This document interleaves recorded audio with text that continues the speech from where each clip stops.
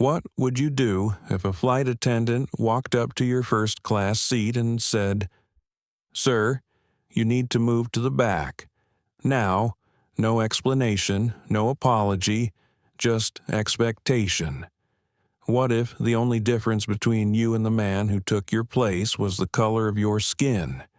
And what if the man they tried to humiliate quietly owned the entire airline? This isn't just a story about power. It's about restraint in the face of disrespect, courage in the face of silence, and one CEO who refused to move not out of pride, but for every voice that had ever been silenced at 30,000 feet. A viral moment, a hidden report, a revolution that began with a single seat and changed the entire airline industry. But who was he?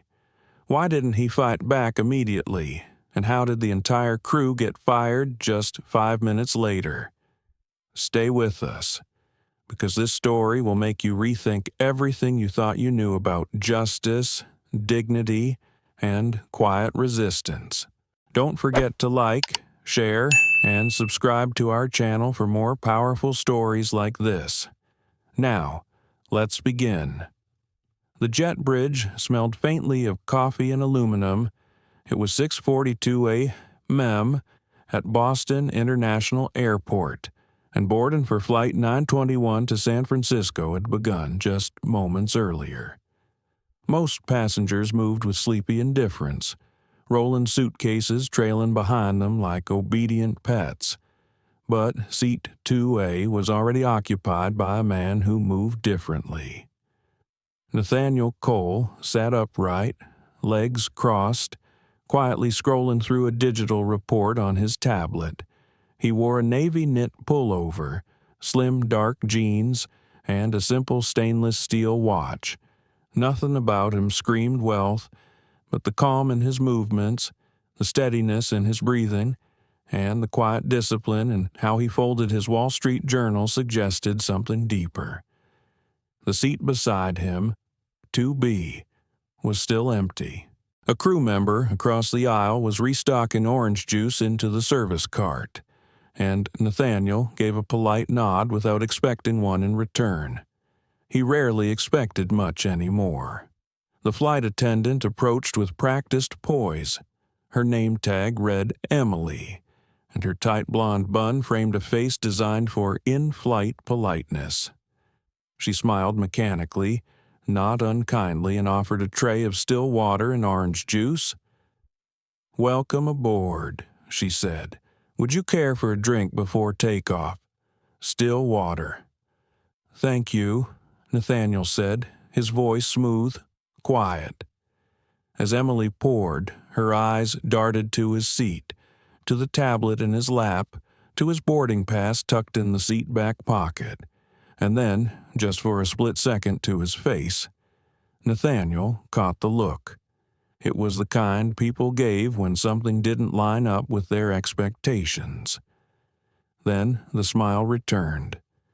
"Enjoy your flight," she added. Turning toward another row, Nathaniel took a slow sip. The water was cool, clean. It helped, briefly. He glanced around the cabin.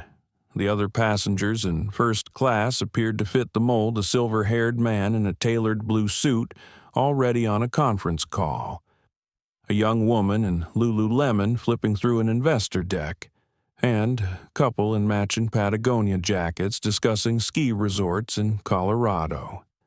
He turned back to his tablet, letting the soft hum of boarding fade into the background, until he heard his name, or rather, not his name, just the words that had followed him all his life, in banks, in elevators, in hotel lobbies. "Sir." He looked up again. Emily was back. Her expression was pleasant but strained now, like she was bracing herself for discomfort. "I'm sorry to bother you," she said gently, "but we've had a special request come in. One of our platinum clients has a medical need and requires this specific seat." Nathaniel blinked once. Slowly. "I purchased this seat last week. he replied calmly, direct through Sky Air's premium portal. It was confirmed seat 2A. Emily hesitated, shifting her weight slightly. I understand. But Mr. Penwell, he's boarded late, has a long-standing relationship with our airline. His assistant called in advance. He has spinal complications and can't sit on the right side of the plane due to pressure distribution. Seat 2A is critical. Nathaniel didn't flinch. He took another sip, closed his tablet, and placed it inside his leather satchel with meticulous care. I'm sorry to hear about his medical needs, he said, but I'm already settled, and I'm not comfortable moving to accommodate a change that wasn't discussed in advance. Emily's smile faltered. She glanced quickly toward the galley. Nathaniel could almost hear the silent call for backup forming in her mind. Let me just check with our lead, she said, stepping away. Nathaniel leaned back, resting his head gently against the headrest. Here we go again, he thought. He wasn't angry. He was tired. Tired of seeing the disbelief when he walked into boardrooms unannounced. Tired of the second glances in luxury lounges. Tired of watching people search for explanations to justify why he didn't look like he belonged. He had spent years building Horizon Apex Group from nothing, sleeping in rental cars between investor meetings, working 16-hour days across 3 time zones. And yet, no matter how high he climbed, there were always these moments, these silent battles in polished rooms. A young woman from economy class passed by on her way to the bathroom. She paused, sensing tension. Her phone was already in hand. Her name was Jade Nguyen, and she had a habit of recording things that didn't feel right. She glanced at Nathaniel, then at Emily, whispering to another attendant in the galley, and hit record. The seatbelt sign chimed. More passengers settled in. A man with a southern accent asked for a bourbon at 7 a.m. Nathaniel remained still. He wasn't moving. From the galley, a second attendant emerged. His name tag read Riley. His build was stockier, his eyes colder. He walked with the confidence of someone used to resolving complaints by ending conversations quickly. Sir, Riley said with polite authority, we need you to gather your things now. We'll relocate you to 14D exit row, extra leg room. You'll be fully compensated, and we'll make sure you're comfortable. Nathaniel stayed seated. I'm comfortable here, he said quietly. Riley's smile vanished. I don't want this to become a situation. It already is one, Nathaniel said, not unkindly. Jade tilted her phone slightly for a better angle. The cabin quieted into the usual pre-takeoff stillness. Only the rhythmic clicks of seat belts and the low hum of air vents filled the space between rows. Nathaniel sat motionless, his hands resting gently on the leather trim of his satchel, his eyes fixed on the soft, patterned wall in front of him. He could feel it, the subtle shift, not just in temperature or cabin pressure, but in energy. The moment when silence tightens into discomfort. Emily reappeared. This time, she didn't smile. Her posture was textbook upright, hands folded in front of her like a courthouse intern bracing for a tough cross-examination. She leaned in slightly, just enough to make the conversation feel private, but not quite enough to stop others from eavesdropping. Sir, I'm really going to need your cooperation here, she said quietly. Nathaniel blinked once. His face was calm, almost curious. I already explained, he said evenly. I purchased this seat in advance. It was confirmed. If there's a mistake, I'm happy to speak with a supervisor. Emily hesitated. Her lips pressed together as if she were swallowing something bitter. Our supervisor's occupied. she said quickly. Mr. Penwell is one of our top-tier clients. He's had multiple spinal surgeries. Seat 2A is the only one that doesn't strain his vertebrae. If he doesn't sit here, he may not be able to complete the flight. Her voice carried just loud enough for others to hear. Nathaniel looked toward the aisle. Some passengers were already watching, faces half hidden behind newspapers and phones. The man across from him in 2D glanced up from his spreadsheet. The couple in 1A whispered into each other's ears. Riley appeared again, standing behind Emily now, arms crossed. I'd hate for this to delay the flight, Riley said, with a faint edge sharpening his words. We need this seat. Please, let's not make this any more difficult.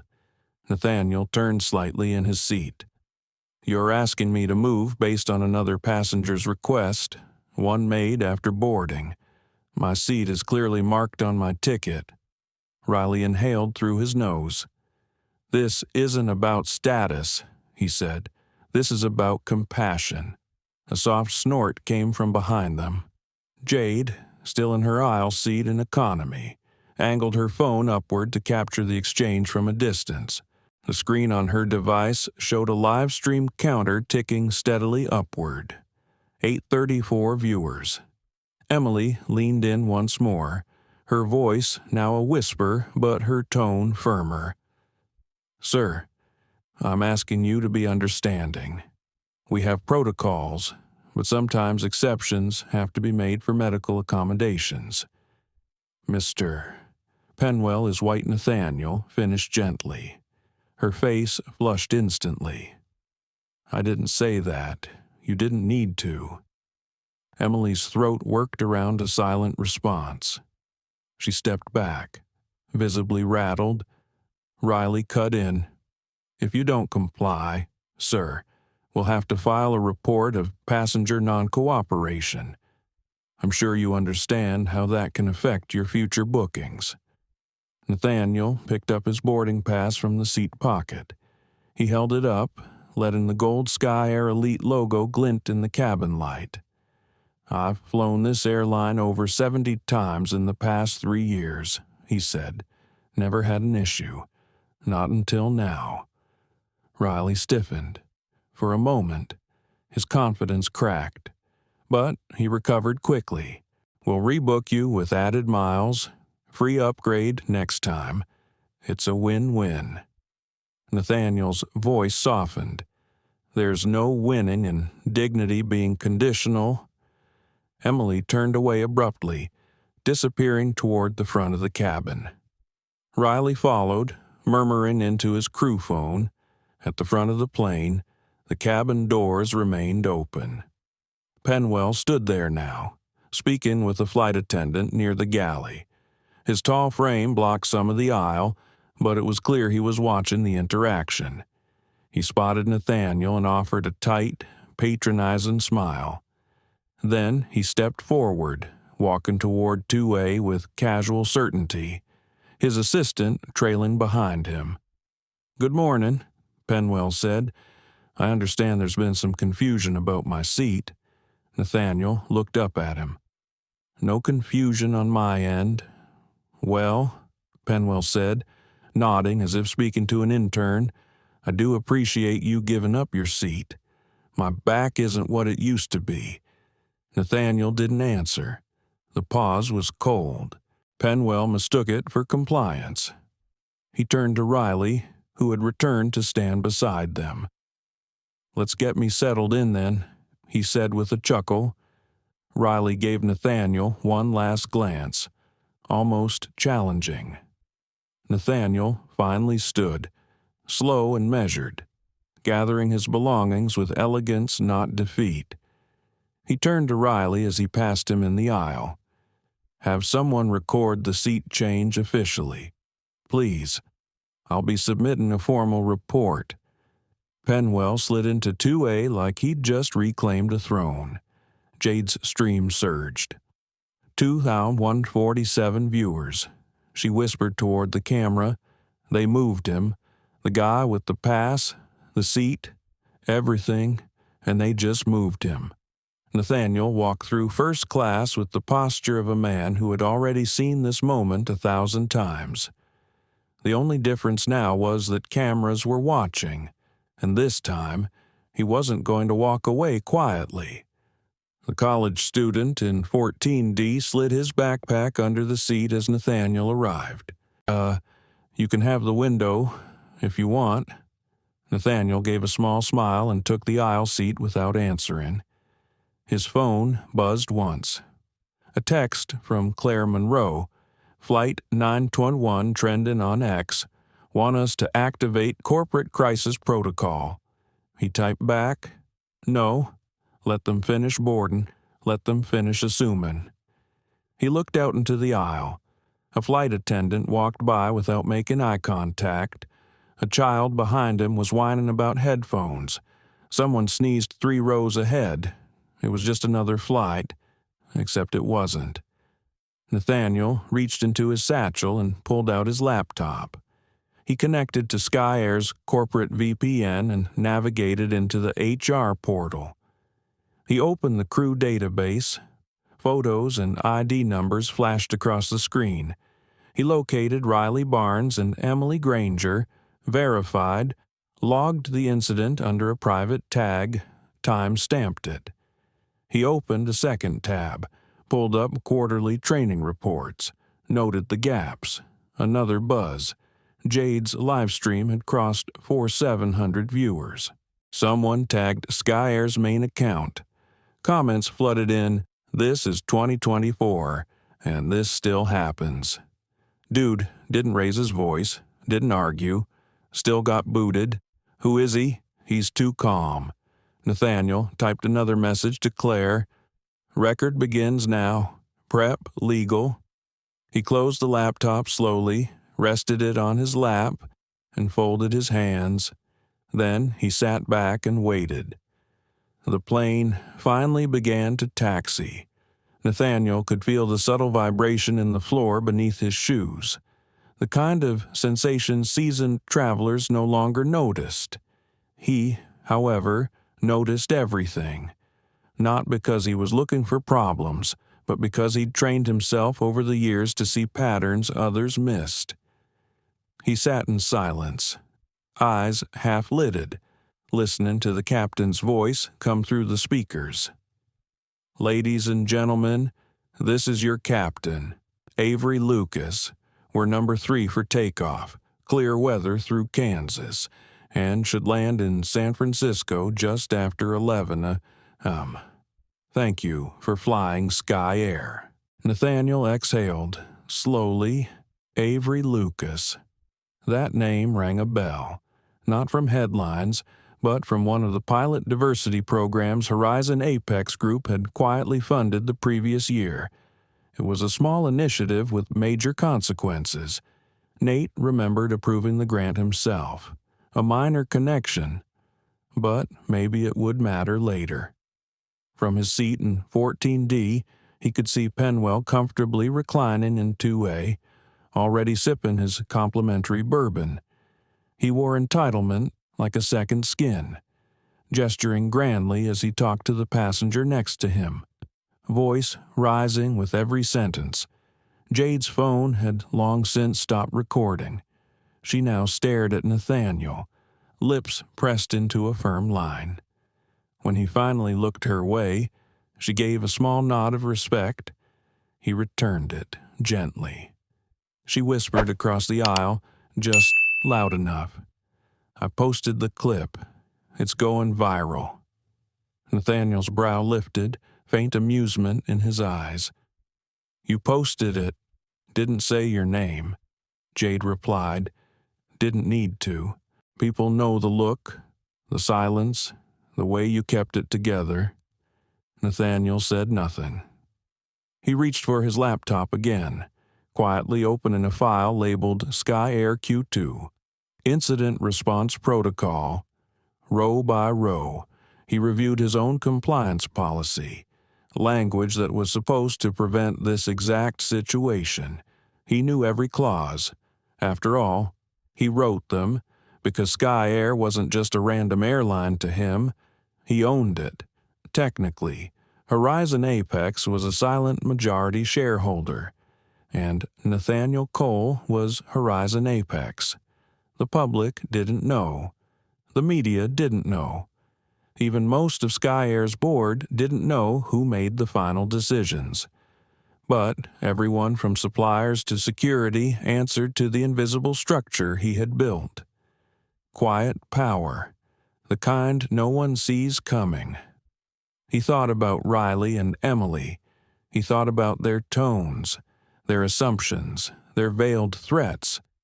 He thought about Penwell, leaning back in his seat like royalty, sipping bourbon in the sun. He didn't need revenge. He needed documentation. He opened a secure Slack channel titled Sky Air Governance Oversight, tagged Claire Monroe, and dropped 3 lines. Flight 921. Crew violation recorded. Policy breach under Sec. 14A. I'll handle it directly. Claire responded with a single thumbs-up emoji, followed by already prepping internal HR flag for escalation. He closed the laptop again. The seatbelt light flicked off. The beverage cart rolled out. A new attendant approached different from Emily or Riley. Her name tag read Savannah, and her expression seemed different, earnest, careful. She offered a polite smile.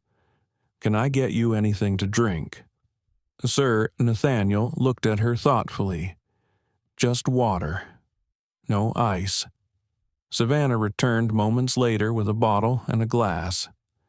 "I saw what happened," she said quietly. "That wasn't right."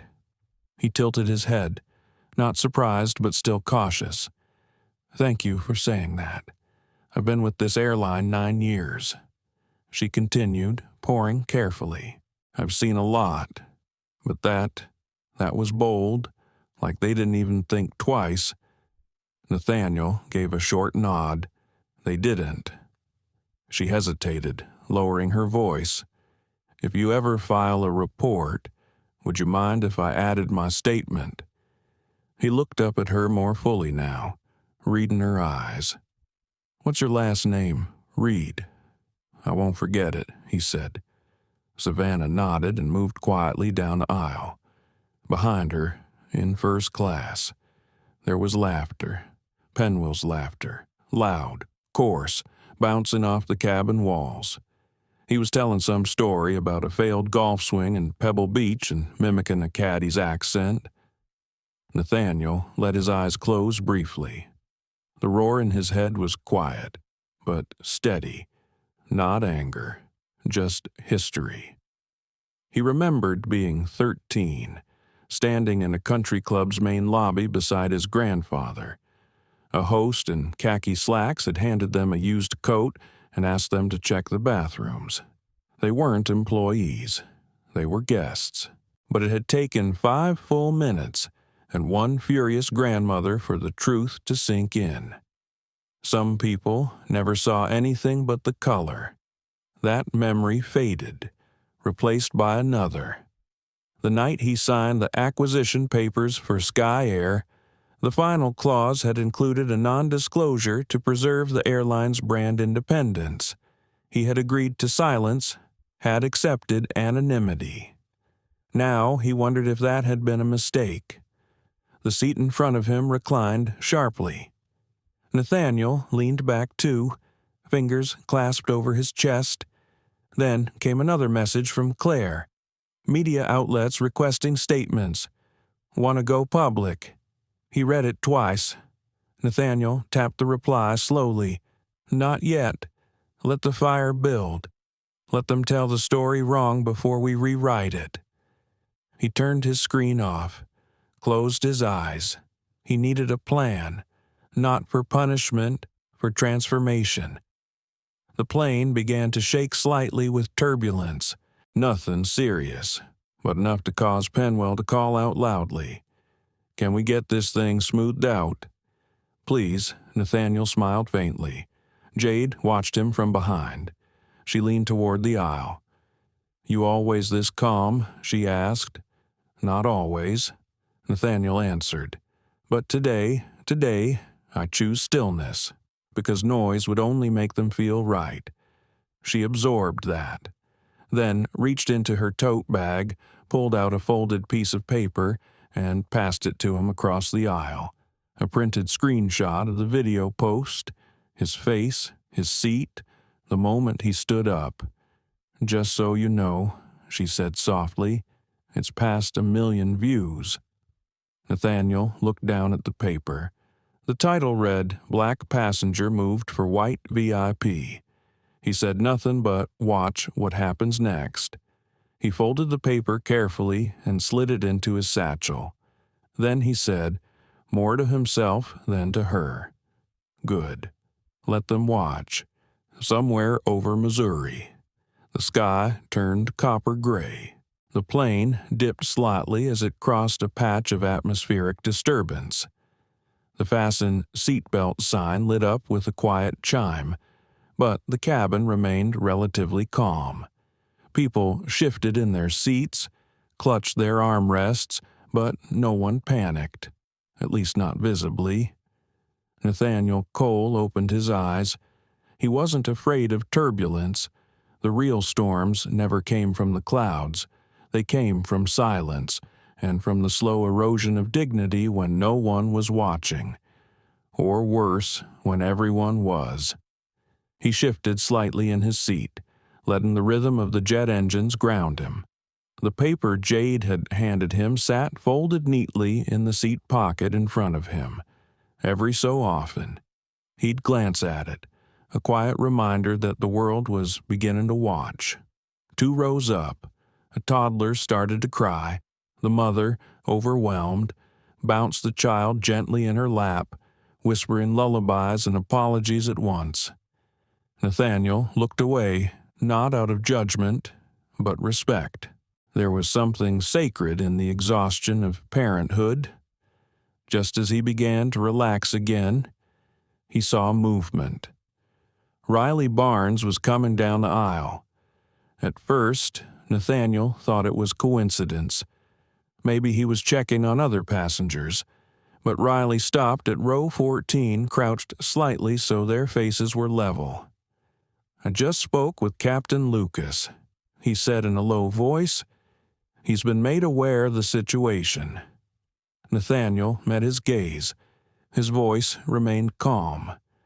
"What situation is that?" Riley glanced around, lowering his voice further. "The video, the buzz online. We're aware of your presence and your connections." Nathaniel raised an eyebrow. "My presence." Riley exhaled through his nose, frustrated but trying to sound professional. "Look, I don't know what you're trying to do here, but if this goes public, it could really hurt good people. Emily didn't mean anything by it. And Mr. Penwell, he's connected." Nathaniel said, "We've established that." Riley's expression flickered, a hint of recognition, or maybe fear. "I'm trying to keep this contained," he said, "for the good of the crew." Nathaniel looked at him, long and hard. "Do you know what's interesting, Mr. Barnes?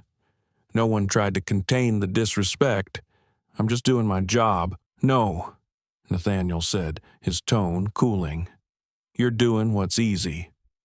There's a difference." Riley stood up too quickly, brushed imaginary dust from his sleeve, and turned to leave. Nathaniel didn't watch him go. He didn't need to.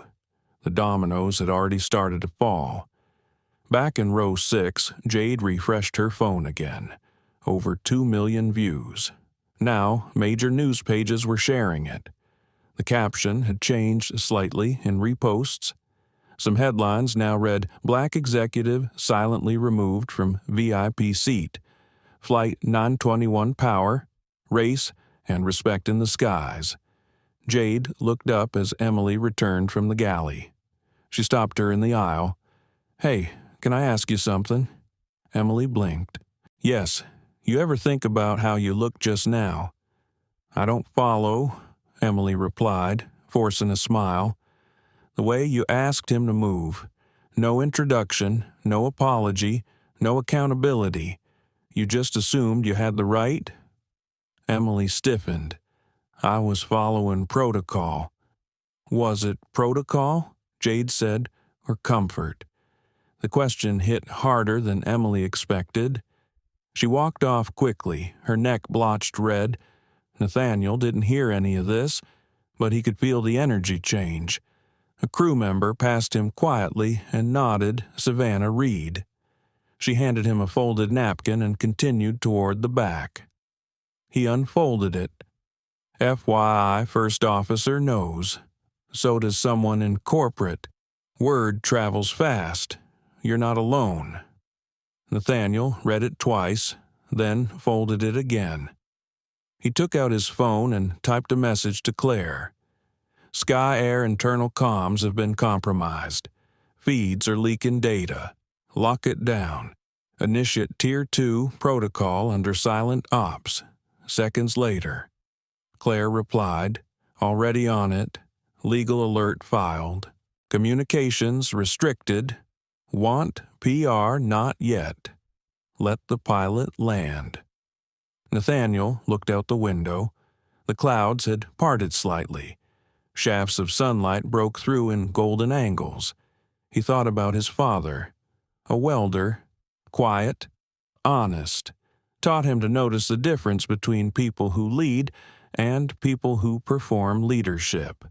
Told him, when he was 16, one day they'll try to make you small, smile, then take up even more space. A flight attendant's voice broke his thought. "Mr. Cole," he turned to see Savannah again. "I just got word from the front. Someone in San Francisco is asking to meet you at the gate." Who didn't say, but the message said board level. Nathaniel leaned back. Of course it did. Savannah hesitated, then lowered her voice. "I don't know you, but I just want to say thank you for not letting it slide." Nathaniel offered a quiet smile.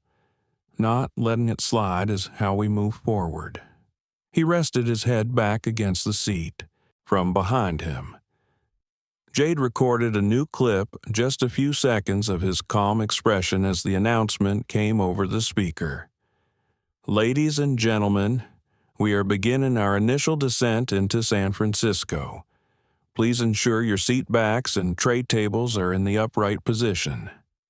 The energy in the cabin shifted again. A different kind of anticipation now. Something was waiting at that gate.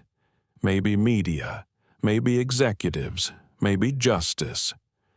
Nathaniel closed his eyes, letting the hum of the engines carry him, and, quietly, he began to count backward from 20, the kind of preparation that wasn't for sleep, but for war. The plane began to dip, its nose gently tilting downward as San Francisco came into view beneath the clouds. From the sky, the city looked like fragments of silver and slate, stitched together by bridges and sunlight. Nathaniel watched it grow larger, calmer, quieter. But inside him, the silence was beginning to stir. It wasn't anger that he felt. It was a different kind of pressure. The weight of knowing what had to be done and the weight of knowing there'd be a cost for doing it. Truth always charged a toll. He sat with that weight in his chest and didn't push it away. The overhead lights dimmed. Seatbelts clicked shut. Tray tables folded back with a chorus of mechanical sighs. Nathaniel kept his hands folded in his lap, his fingers still, his breathing slow. "Ladies and gentlemen," came Captain Lucas's voice through the intercom. "We're on final approach to San Francisco International. Winds are light from the west. It's a smooth ride from here. In 2A. Penwell was checking his phone again. He frowned, shifted, then opened his Sky Air app. Something about his posture had changed.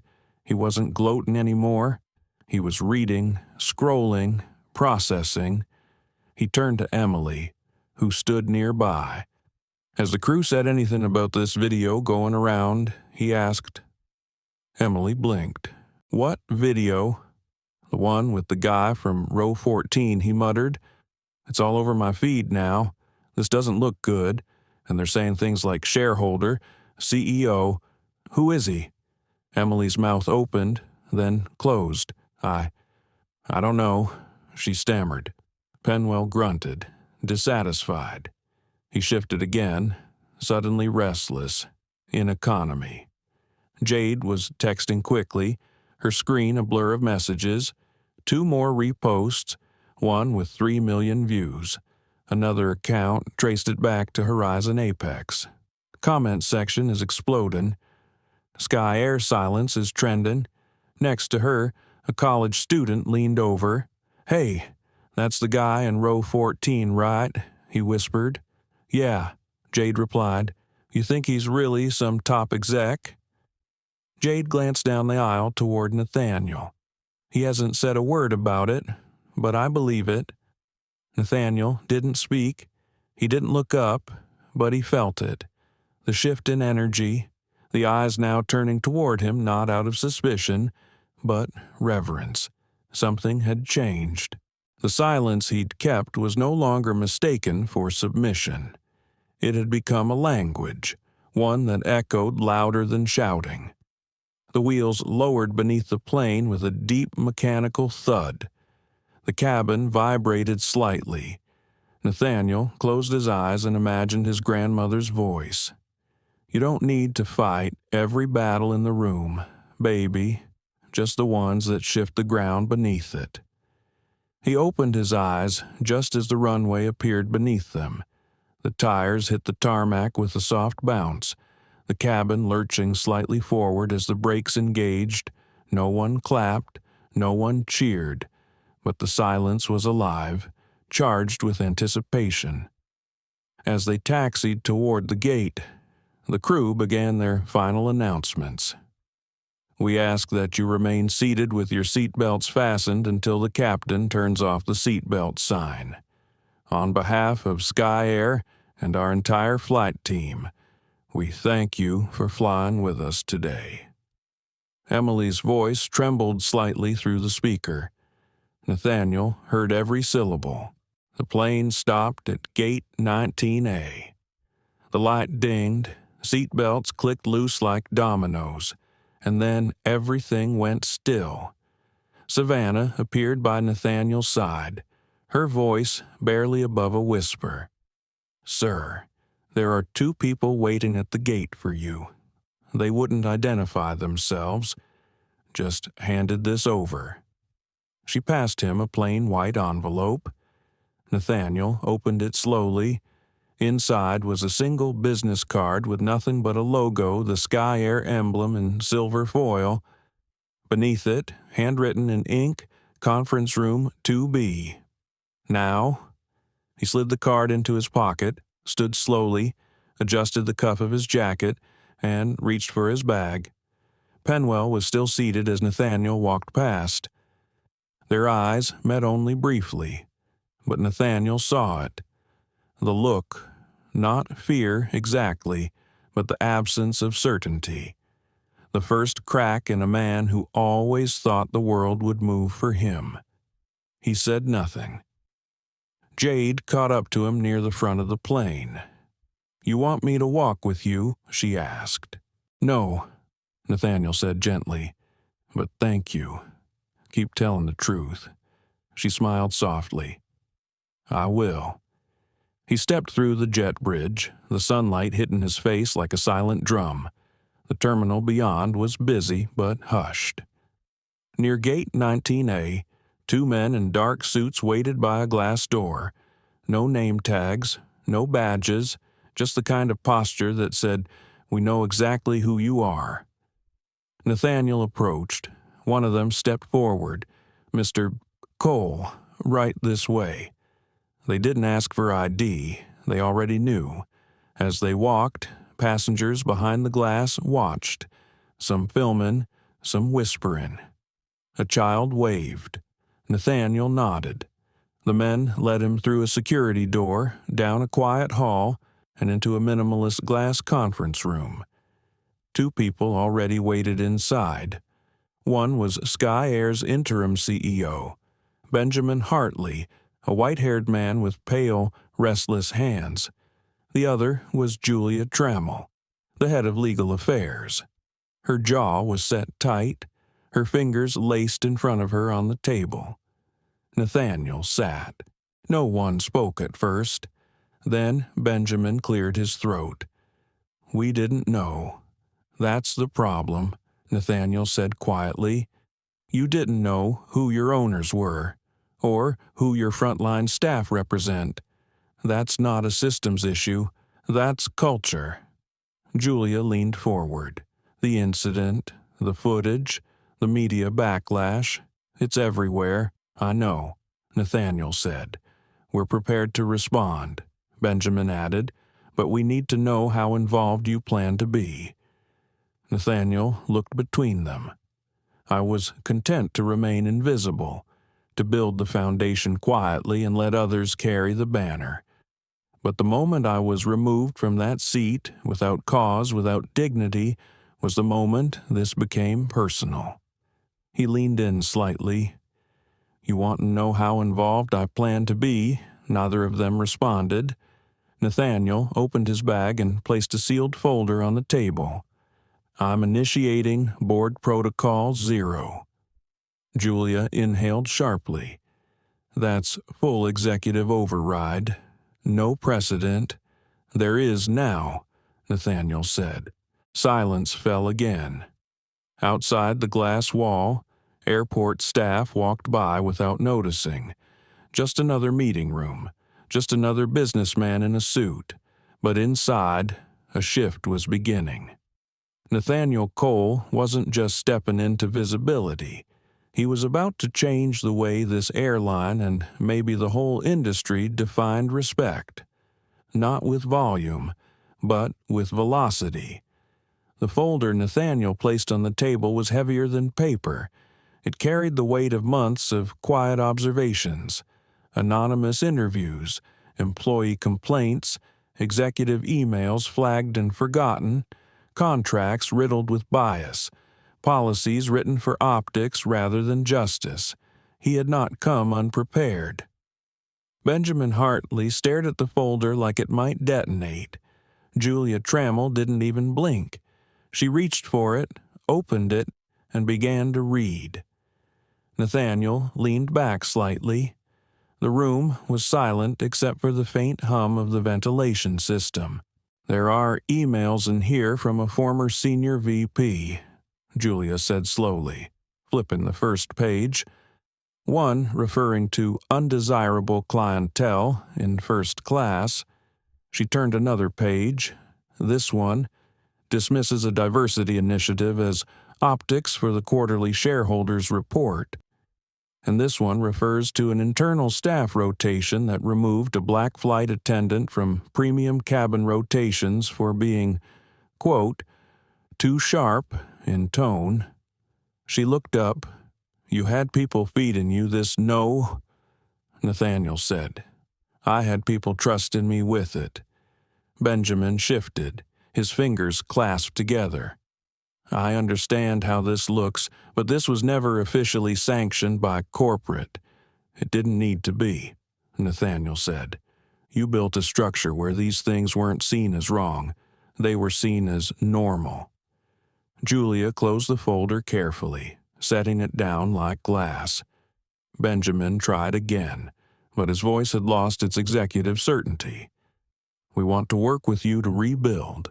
If this goes public in full—" "It already has," Nathaniel said, his voice still calm.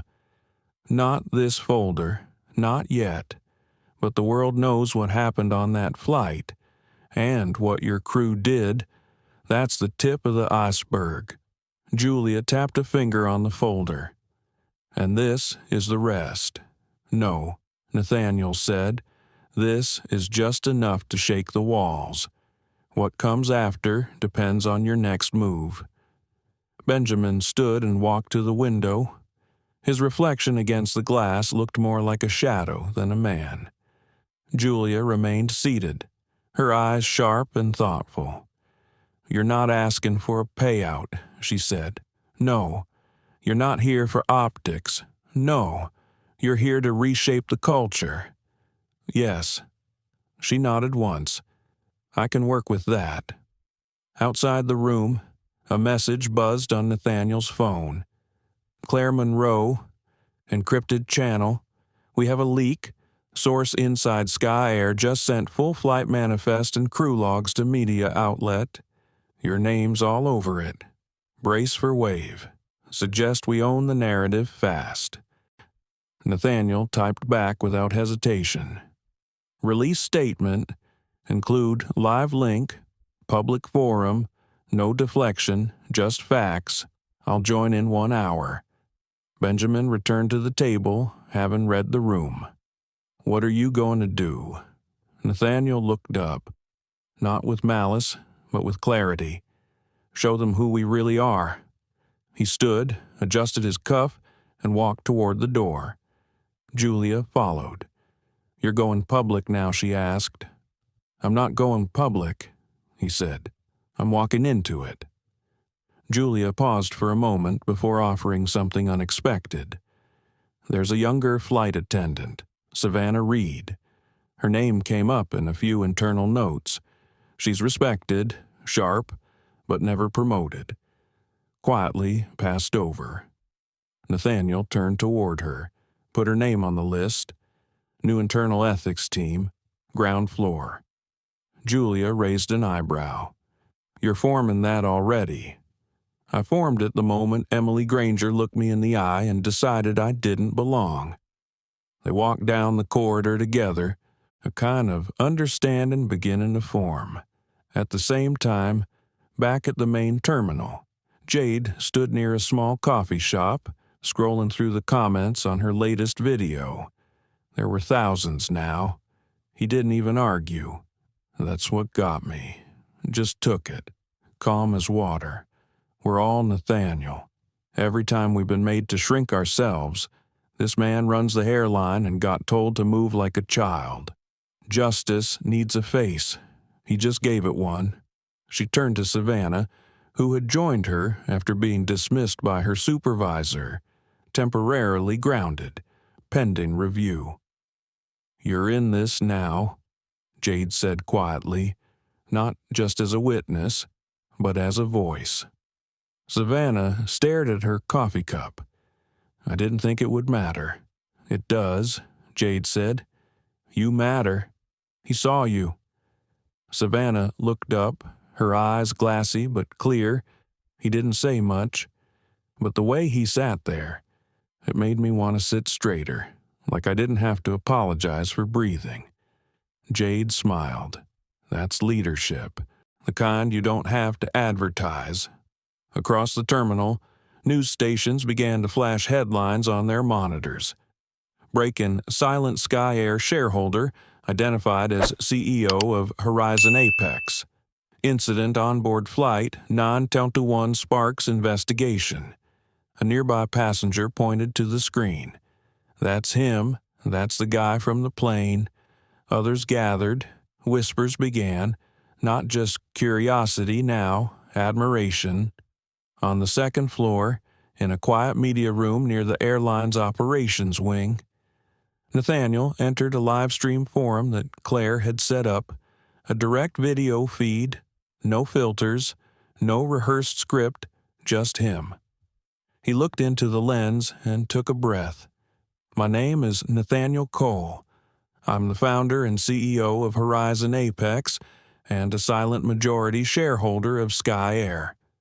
Today, I was removed from a seat I was assigned, not for safety reasons, not for a mistake, but for optics."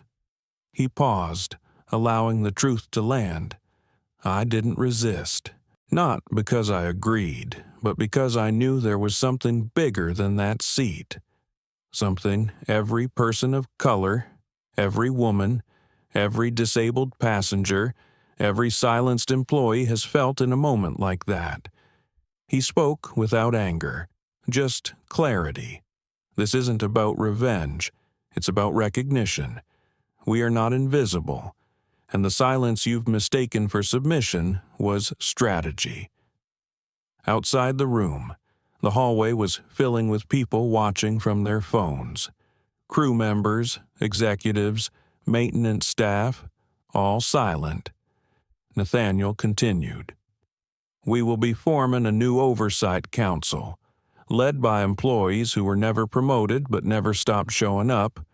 We will publish an internal accountability ledger, and we will create a seat permanently designated for passengers who have historically been unseen. It will not be a seat of pity, it will be a seat of presence. He ended the stream not with a call to arms, but with a simple sentence. You don't have to yell to lead, but you do have to rise. The camera faded to black, and across the country, across boardrooms, across airports and phones and kitchen tables, the conversation changed, not because of a scandal, but because of a stillness that refused to shrink. The next 24 hours were a blur, not of silence but of noise. Nathaniel Cole had stepped off the plane into a storm of flashing cameras, hushed phone calls, rapidly typing fingers, and the sudden gravitational pull of public attention.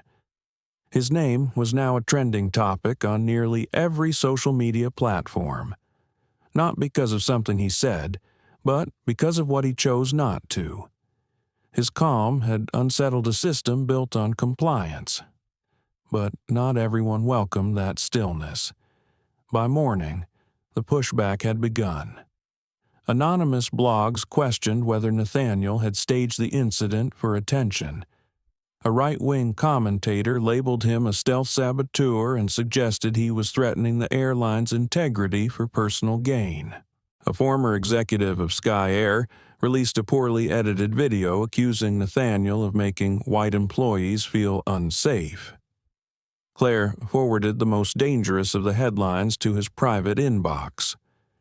CEO or cult leader, the weaponization of quiet, how silence becomes strategy, the fragile ego of modern elites. Nathaniel read them without blinking. He had expected this. People don't fear justice, his father had once said. They fear losing the comfort of not needing it. The board at Sky Air called an emergency meeting. The interim CEO, Benjamin Hartley, had tried to stay neutral, but neutrality was no longer an option. He now stood at a crossroad between reform and regression. Benjamin sat at the head of the long glass table, his hands folded so tightly the knuckles had turned white. This situation has grown beyond what we imagined. The media storm is one thing, but shareholders are nervous. There are whispers about boycotts. Pilot unions are calling. Our stock has dipped 7% since yesterday. Julia Trammell, ever composed, spoke softly from the opposite side. That may be true, but if we cave to pressure from reactionaries, we'll validate the culture that allowed this in the first place. Nathaniel sat to the left, silent, his presence itself a statement. He hadn't spoken yet, not in this room, not since his live stream. Another board member, Meredith Jones, spoke with carefully measured skepticism. Mr. Cole, respectfully, this company is in free fall. Your recent public statements have placed us under a microscope. Do you understand the scale of what you've ignited? Nathaniel turned to her. I understand perfectly. For the first time in years, people are paying attention to how you treat them at 35,000 feet. Meredith folded her arms. And the leak of internal documents. The ethical ledger you propose. Do you think transparency buys loyalty? Nathaniel said, but it earns trust, and trust is harder to rebuild than stock value. Silence followed. It wasn't defensiveness, it was recognition. Still, Benjamin tried to mediate. We can't afford another scandal. So, Nathaniel, if you're serious about this reform, we'll need structure, guardrails, and real power. Nathaniel interrupted. Not symbolic gestures. Benjamin looked at him warily. You're asking to override long-standing internal policies. I'm not asking. Nathaniel replied. I'm activating what's already mine. Majority shareholder rights. The room tensed. Julia sat up straighter, effective immediately. Nathaniel continued.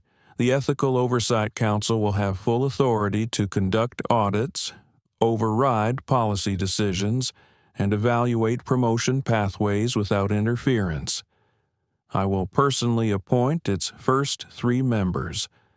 Another board member, Peter Chung, raised an eyebrow. You're forcing evolution.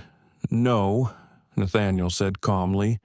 I'm ensuring survival. The room fell silent again. This time, no one objected. Back on the public stage, reactions were just as volatile. Videos of Savannah Reed's soft-spoken courage and Jade Nguyen's original clip had been remixed into digital montages.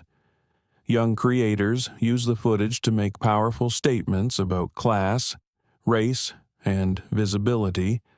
A high school in Oakland painted a mural of Nathaniel in their library titled "Presence is Power." But there were threats too. Savannah's inbox filled with anonymous messages. Some praised her. Others told her she should have kept quiet and kept your job. Her mother begged her to leave town for a few weeks. Jade received cease and desist letters from conservative think tanks demanding she remove the original footage. Her response was to pin it at the top of every platform she used. Nathaniel knew what was coming next, not from the public, but from within. He visited Savannah's apartment that evening, a modest walk-up just off Hawthorne Street. She opened the door cautiously, then smiled when she saw him. Mr. Cole Nathaniel. She nodded once and let him in. The apartment smelled like lemongrass and coffee. A half-read book on civil rights lay on the kitchen counter. A small vision board filled with quotes and magazine clippings was taped to the wall. He gestured to it.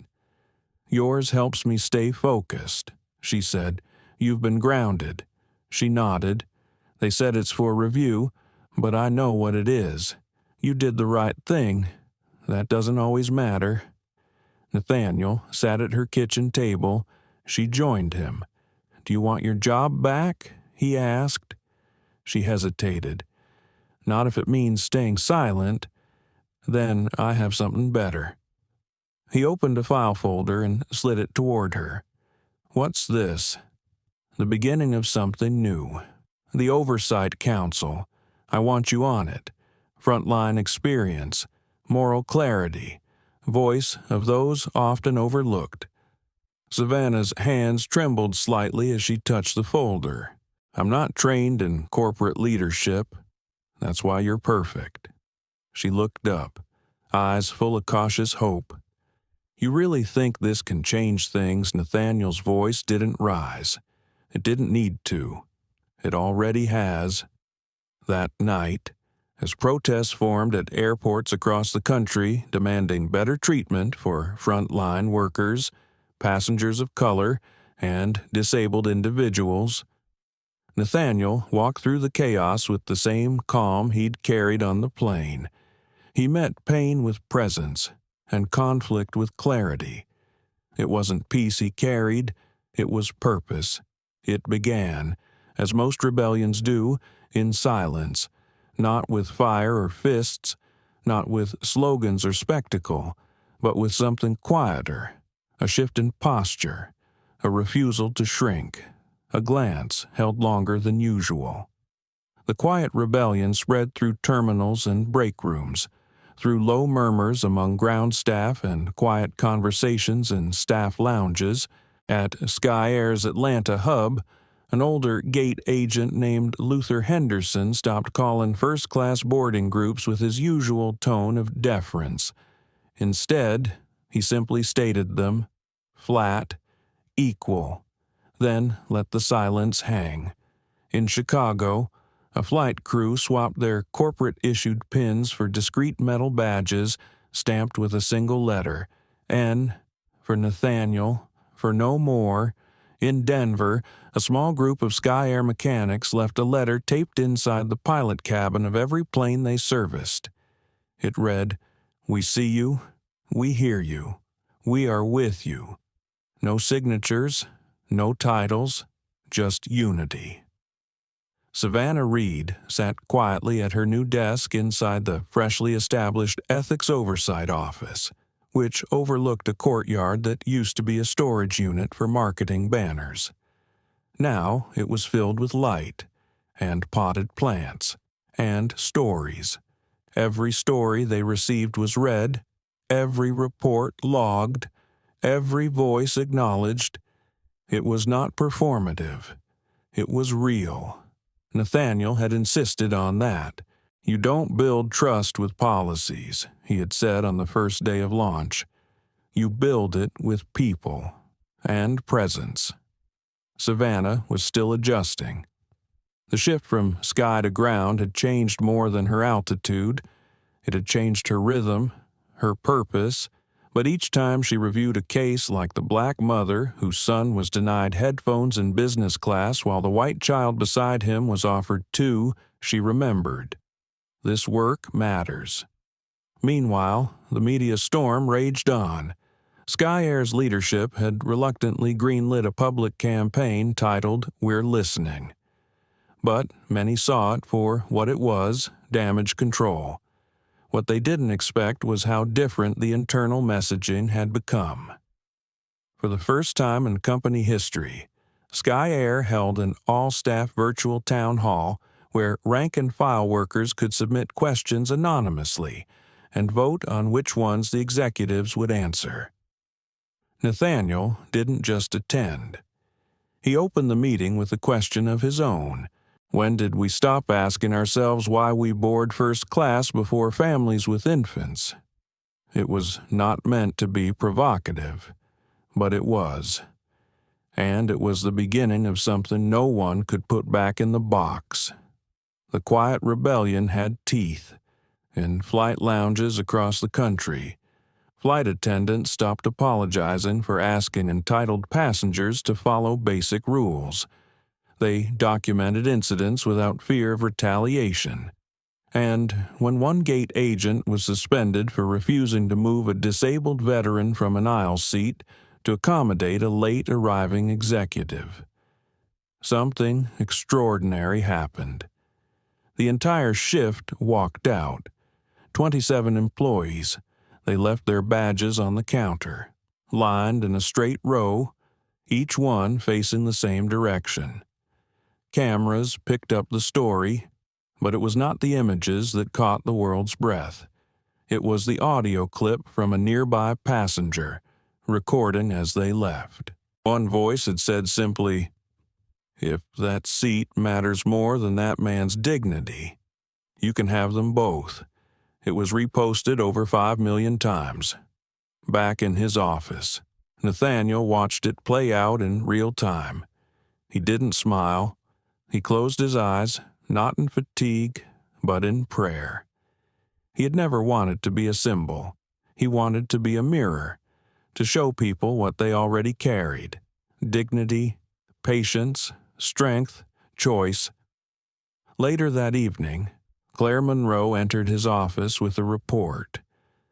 "They're coming for you harder now," she said. "Certain factions are framing you as anti-white, accusing you of corporate terrorism, even saying this is a coordinated political act." Nathaniel nodded. "They're wrong. Of course they are. But perception is a currency, too. I'm not here to make them comfortable." Claire took a deep breath. "I know, but I need you to do something. Nat." He looked up. "Speak at the next National Aviation Summit. You're being invited as a keynote." He raised an eyebrow. "They think I'm going to sell this no. They think you're going to slip up. They're baiting you. Then let them. Nat, I won't go to war with words, but I will not dilute them either." Claire looked down at her tablet, then back up, then speak truth, and let them decide if they can handle it. The day of the summit arrived. Industry executives, union leaders, advocacy groups, and aviation reporters filled the sleek marble auditorium of the International Sky Transport Forum in Washington. D.C. Nathaniel walked to the podium with no notes, no teleprompter. He stood for a moment before speaking. Then I was asked to speak on ethics in modern air travel. But ethics is not something you speak about. It is something you choose. He looked out at the faces before him, some open, some hostile, some undecided. He continued. I sat in a seat I was assigned. I said nothing. I was told to move, and I did. Not because I was weak, but because I knew the cost of confrontation, because I knew it would not just be my voice scrutinized, but everyone who looked like me. There was a murmur in the crowd. I was not humiliated. I was seen, and that terrified some of you. He let that silence linger. Ethics is not a slogan. It's not a slide deck. It's how you treat people when no one is recording. It's who you give the benefit of the doubt to, and who you don't. By the time he finished, the room had changed. Not because he had convinced them, but because he had made them see themselves. He left the stage without applause. But outside, in the hallway, a young Latina pilot walked up to him with tears in her eyes. "Thank you," she said, "for telling the truth out loud." Nathaniel touched her shoulder lightly. "You already knew it. I just echoed it." And as he walked away, the quiet rebellion followed him, not behind, but beside him. 3 weeks after the summit, an unassuming envelope arrived on Nathaniel's desk. No logo, no return address, just a line of neatly typed words. For the one who never wanted the spotlight but carried the weight anyway. Inside, folded in perfect thirds, was a photo, black and white, worn from time. It showed a black man in a crisp uniform, hat in hand, standing next to the staircase of a Sky Air plane, 1964. He was smiling, but his eyes carried something else. Burden, hope, containment. On the back, handwritten in faded ink, were 3 words. My grandfather's seat, no signature. Nathaniel held the photo for a long time. He did not know the man, but he knew the posture, that careful balance between pride and caution, between being seen and being safe. He slipped the photo into his inside pocket and closed his eyes. Legacy is not about bloodlines, he thought. It is about choices. 2 days later, Savannah Reed walked into the ethics office holding a box with a puzzled look. "This just came for you," she said. Nathaniel opened it. Inside was an old leather-bound flight manifest, dated 1965. Passenger names, weights, seat assignments, all standard until page 42. There, circled in red ink, was a note from an anonymous flight attendant. Passenger 3A, black physician, was asked to move for a white senator, complied without protest. Later, overheard steward whisper, "He knew his place." Savannah stared at the page. "Do you think this is real?" Nathaniel nodded. "It doesn't matter if it is. It's true." That week, the Ethics Oversight Office launched a new internal initiative, the Legacy Seat Archive, a public-facing digital museum to honor untold stories of dignity, displacement, and defiance within the aviation industry. They invited current and former employees, passengers, historians, and families to submit stories. Submissions poured in. A woman from New Orleans wrote about her great-aunt, who had trained as a flight attendant in 1958 but was denied employment because her hair was too ethnic. A man from Detroit submitted a journal his uncle had kept, chronicling the dozens of times he was moved to the back row despite holding first-class tickets. One letter stood out. It was from a girl named Malia, age 9. Dear Mr. Cole, my dad says I should not talk back, but I think you're brave. I was on a plane once and they made my mom stand for a long time while others sat, and it made me feel small. But when I saw your story, I felt big again. Thank you. Love. Malaya Nathaniel kept that letter on his desk. It reminded him of the real stakes, not policy, people, and not just those who spoke, but the ones who watched, listened, learned. The ripple effects reached places no memo ever could. In Boston, a black female pilot named Captain Imani Brooks filed a report against a senior supervisor who repeatedly questioned her credentials before every international flight. When she posted about the experience using the hashtag #LegacySeat, it went viral overnight. Skyhair's response: immediate, direct.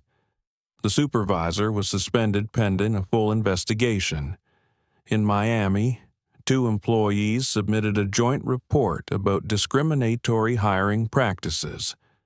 For the first time, the HR department worked with the ethics office to cross-reference internal referrals and bias patterns.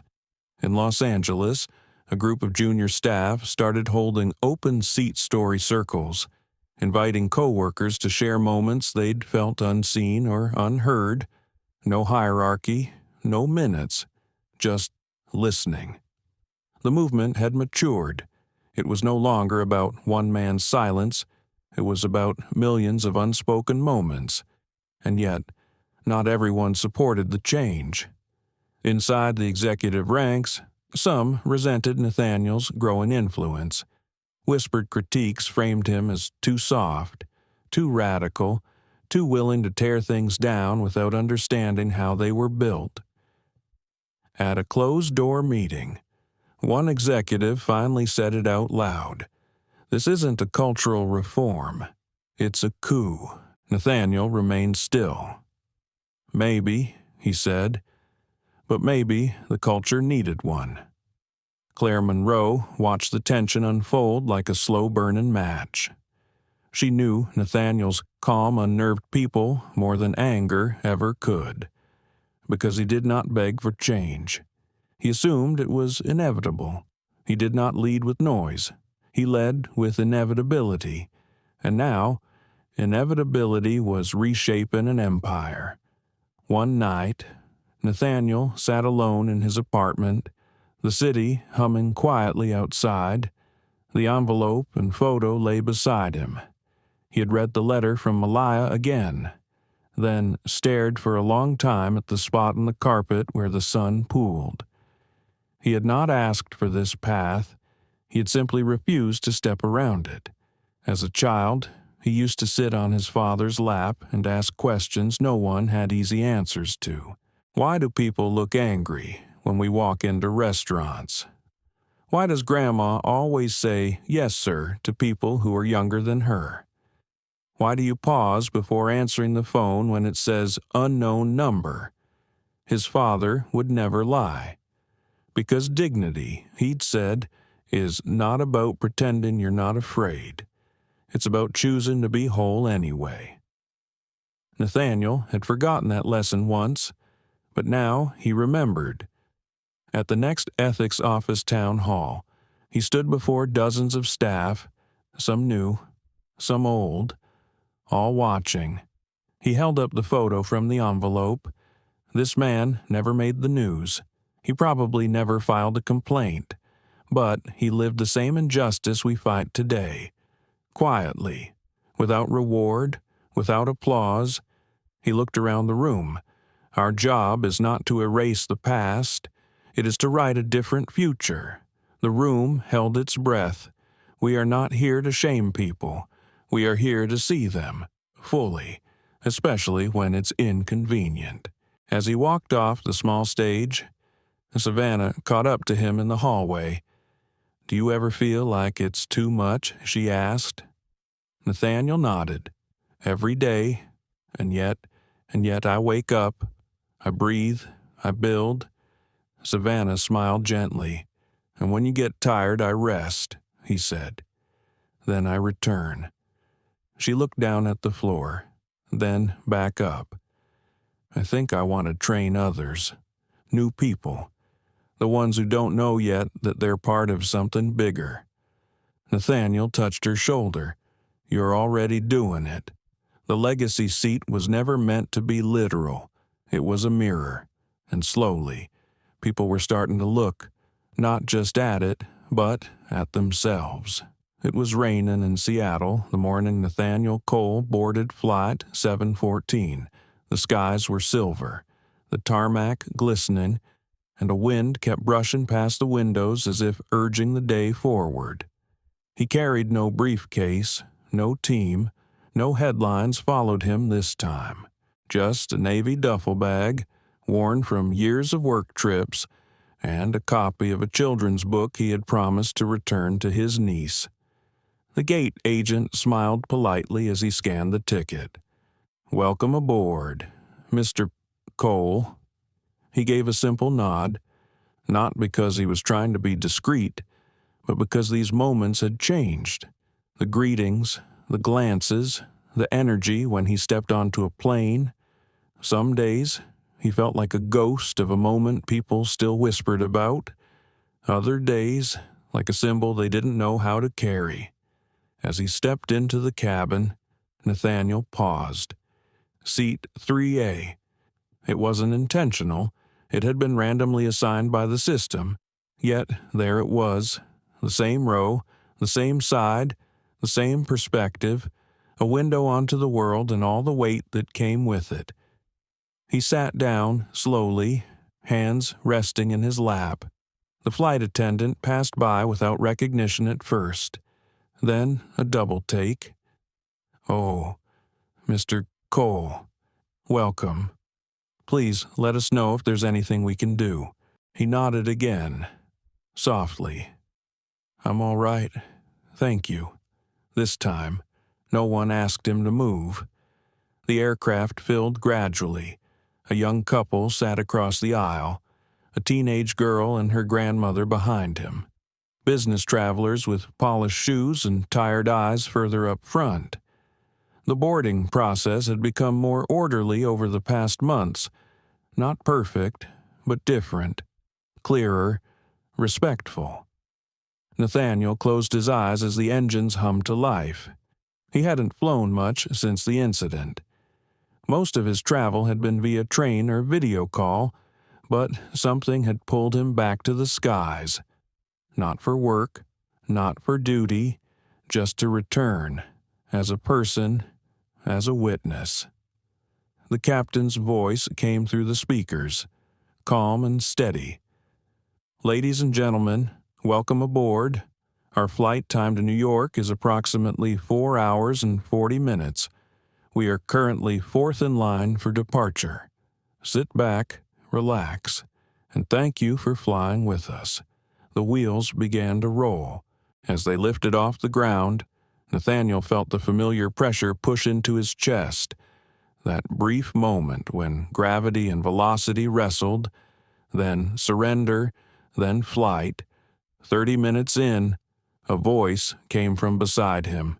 "Excuse me, I just wanted to say thank you." He turned. A woman in her early 40s, mixed race, sharp eyes, navy blazer, for making it easier to sit here. Nathaniel tilted his head, studying her gently. "You fly often, used to." Then I stopped. "I got tired of the stairs when I boarded early with the premium seat. I'm a senior engineer at a defense firm. but people always assumed I was upgraded by mistake, or someone's assistant. He nodded slowly. I understand. I watched what happened to you, not just the flight, the aftermath, the wait. You carried it well. I carried it, he said softly. Well, complicated. She smiled. I know, but still, thank you. She returned to her seat, and he returned to his thoughts. Mid-flight. Turbulence shook the cabin lightly. Seatbelt signs dinged back on. The flight attendants moved calmly, steady hands and practiced smiles. Nathaniel watched them work. How they bent to comfort a nervous child. How they whispered to one another to pass updates. How they remained unseen until they were absolutely necessary. It reminded him of the power of presence. That kind of power isn't loud. It does not demand the center, but it centers everything around it. He thought about Savannah, about Claire, about the young girl, Malaya, who had written to him from her small house in Atlanta. He had sent her a reply handwritten, and included a storybook with a black girl as the main character who flew her own plane. He imagined her reading it now. He hoped it helped her breathe easier. A few rows back, two passengers began to argue, a raised voice, then another. A flight attendant moved in quickly, her voice calm. Let's de-escalate. Gentlemen, I'm here to help. I just need you to speak one at a time. The argument faded. No security called, no threats, just presence. Nathaniel felt something shift inside him. This is what change looks like, he thought. Not grand gestures, just different instincts. As they descended into New York, the captain made another announcement. We'll be landing shortly. Please ensure all items are stowed and devices in airplane mode on behalf of our entire crew. Thank you again. When the wheels touched down, applause broke out somewhere near the back, not the kind of clapping that sometimes happened for a safe landing. This was lighter, spontaneous, like people exhaled something they didn't realize they were holding. As the plane taxied, Nathaniel stood to retrieve his bag. The photo from the envelope was tucked into his book, now slightly crinkled. The flight attendant met him at the front as he exited. Mr. Cole, I just wanted to say, I started flying again because of you. He blinked. Flying, I had taken a leave of absence after an incident with a passenger who mocked my accent. I felt small. Then I read your story. I came back for myself. Nathaniel looked into her eyes. Thank you, he said, for staying in the sky. The terminal felt brighter than he remembered. As he walked through it, no one stopped him, no one pointed, and that, too, was a kind of healing. To walk freely, to just be. He exited through gate 22. His car was waiting outside, but he didn't get in immediately. He stood on the sidewalk, looking at the streaked glass of the terminal wall. He thought about the thousands of flights leaving every day, the millions of seats. How many held stories? How many were still silent? He took out his phone and sent a text to Savannah. Just landed. The seat is still there. But so are we. She replied, moments later, still holding space, still building the sky. Nathaniel smiled. Then he got into the car. He had returned not just to a city, but to himself. Savannah Reed sat at her desk in the Ethics Oversight Office, the morning light casting soft gold across her notepad. A ceramic mug, slightly chipped at the rim, steamed quietly beside her hand. She hadn't moved for 10 minutes. Not because there was nothing to do, but because of the email sitting open on her screen. Subject line, Urgent inquiry. Passenger displacement review. Sender Federal Transportation Ethics Council. They were asking for the names. All of them. Every passenger removed, rerouted, or reseated due to customer discomfort or flight safety sensitivity over the past 5 years. Not because of misconduct, but because of race, gender, language, disability. Her fingers hovered above the keyboard. Her chest tightened with a weight she couldn't shake.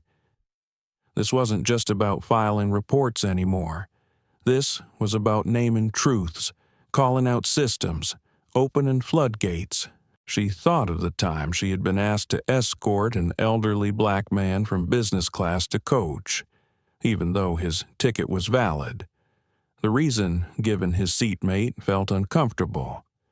She had done it, and it had haunted her ever since. She hadn't known how to resist back then, but now she did. She opened the database and began typing, row by row, case by case, manifest by manifest. She didn't flinch. Meanwhile, in Midtown Manhattan, Nathaniel Cole walked into the stone-clad offices of Horizon Apex. His return from Seattle had left something lingering inside him. A quiet resolve, not sharp, not urgent, but deep. He moved through the halls slowly, greeting people by name, shaking hands, listening closely when they spoke. When he reached the conference room, Claire Monroe was already there, coffee in hand, eyes alert. "They want your response by end of week," she said. Who, he asked, though he already knew. The airline consortium. "They want to know if you'll accept the chair position." Nathaniel exhaled. Chair of the National Aviation Equity Council. It sounded official, dignified, a seat at the table. But he had always known the truth. Power doesn't come from the table. It comes from what you bring to it. "Will they let us publish the report, unedited?" he asked. Claire hesitated. "They'll try to soften it. Then they don't want a chair. They want a cover." Claire smiled, but it didn't reach her eyes. "I can draft a version that stings just enough to be read, but not enough to be ignored." Nathaniel nodded. "Do that." And Claire, "Yes, no metaphors, just numbers, just names." That night, Savannah received a call from a restricted number. She almost let it go to voicemail, but something in her gut told her to answer. Savannah Reed, a voice asked. "Yes, this is Nina Freeman. I was the lead investigator on the Tulsa Regional Airport audit 10 years ago.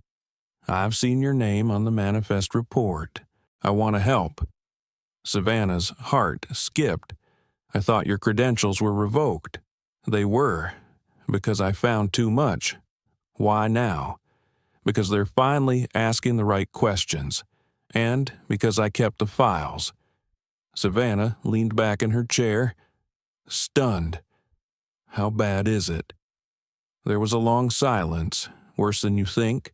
There were people buried under policy, entire identities erased by customer complaint codes. Savannah felt her breath catch. Nina continued, "I can send everything, but it has to come from inside. If you publish it, they can't discredit it. I'll take the risk. You already are." The next morning, Nathaniel sat before a wall of screens, each one displaying documents pouring in from whistleblowers, ex-employees, and quietly terrified allies. One file caught his attention. It was labeled Internal Incident Report, Flight 447. He clicked it open. It detailed a rerouting of a young blind girl and her father, a veteran, from a direct flight to a multi-stop itinerary with no assistance flagged. The reason cited customer discomfort with visible impairment. Nathaniel closed his eyes. He remembered that story. It had gone viral for a few hours. then disappeared, buried beneath weather delays and celebrity gossip. He reopened his eyes and began typing a personal letter to the family, to the girl, to her father, not with apology, but with acknowledgement. Savannah entered his office mid-morning, holding a thumb drive. "This is the manifest." He took it, fingers brushing hers for a second. "Are you ready for what this means? I wasn't when it happened to me," she replied, "but I am now." They uploaded the data to a secured server, cross-verified it with external reports, then prepared a statement. It would be released the following week. But first, there was something else Nathaniel had to do. He returned to Sky Air headquarters, not through the front entrance, but through the employee doors. He walked down the maintenance corridors, past break rooms, and out onto the open tarmac. He found Luther Henderson, the veteran gate agent who had quietly protested for months. "Mr. Cole," Luther said with a smile, "what brings you down here? I wanted to see the ground before we lift anything else." Luther's expression softened. "You think it'll make a difference?" Nathaniel looked out at the planes rising in the distance. "I think it already has. But now we put it in writing." Luther nodded slowly. "I'll stand with you. You already have." Nathaniel said, that night, the media received an embargoed copy of the report titled The Manifest. It contained no preamble, just names, flights, dates, causes, and impact. The document spread within hours. Social media erupted. Newsrooms stayed open late to verify the findings. Some tried to discredit the sources. Others tried to pivot the narrative. But it was too late. The data spoke, and it screamed. Stories poured in from people who thought they had imagined their pain. Passengers who were made to feel small but now felt seen. And as the world read, one message became clear. This was never about a seat. It was about who we allow to stay in them and why. The morning light in Washington, D.C. was unusually soft, filtering through the sheer curtains of Nathaniel Cole's hotel room. He stood in front of the mirror, adjusting his cufflinks with quiet precision. No suit today, no tie, just a clean white button-up, dark slacks, and shoes that had walked both carpeted boardrooms and cracked sidewalks. His reflection looked calm, but he knew what waited outside would require everything inside him. The Senate hearing chamber was already full by the time he arrived. Journalists lined the edges, pens ready. Senators sat in tall chairs, papers in front of them, posture stiff. Cameras blinked in steady red across the walls. The American flag stood quietly in the corner, half lit by the early sun. Savannah Reed sat 2 rows behind him, her presence calm and unwavering. Claire Monroe, seated beside her, gave him a small nod. There were no words exchanged. They didn't need them. They had already said the most important ones in silence, in action, in resolve. When his name was called, Nathaniel stood slowly and stepped forward. He did not bring notes. He did not carry a prepared speech. Only the memory of every story that had filled the manifest. Only the weight of every seat someone had been asked to leave. "Mr. Cole," the chairwoman began, "you have submitted one of the most detailed and damning reports this body has seen regarding commercial airline discrimination. Before we open for questions, you may make a brief opening statement." He nodded once and turned to face the room. "My name is Nathaniel Cole. I'm the former CEO of Evermore Industries, current co-founder of the National Aviation Equity Council, and someone who once boarded a flight, sat in a seat I paid for, and was asked to move for no reason that made sense except one. He paused, letting the silence breathe. That moment was not unique. It was simply public. The report we submitted, the manifest, outlines over 400 cases where passengers were displaced, reclassified, or rerouted based not on behavior but on perception. Not on threat but on prejudice, not on merit but on appearance. A senator leaned forward. "Do you believe these incidents were intentional?" Nathaniel met his eyes. "I believe they were institutional, which, in some ways, is more dangerous. It means they weren't decisions. They were defaults." The room shifted, some discomforted by the clarity of his tone. Another senator asked, "What do you hope this hearing will accomplish?" He looked toward Savannah and Claire before replying.